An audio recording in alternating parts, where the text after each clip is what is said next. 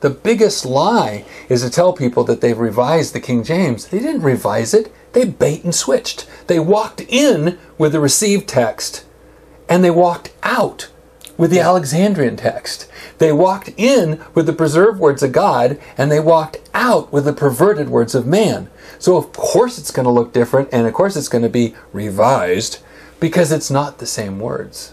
And may I say this about Westcott and Hort, because I've read all the arguments about, well, they were godly men, or they really, you can't assail the character of a scholar.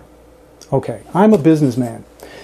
Those fellows were hired to do a job. Their job was to come up with a revision as small as possible of the King James Bible. Their job was not to replace the New Testament text, which is exactly what they did. In short, they were untrustworthy because they changed from one text to another. They assembled a new Greek text, and that's called the critical text. And that's the one that underlies all modern versions. Well, if you had those guys working for you, the first thing you'd have to do with them is fire them, because they didn't do what they committed to do.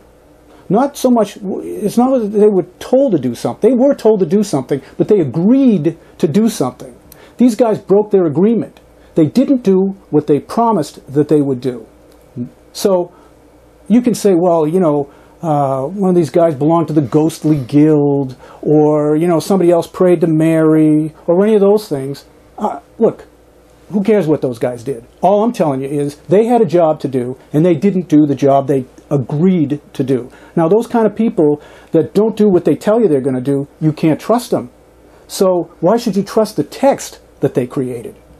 It'd be like if you came to take your Toyota into the service center, and when it came out, it was a Yugo.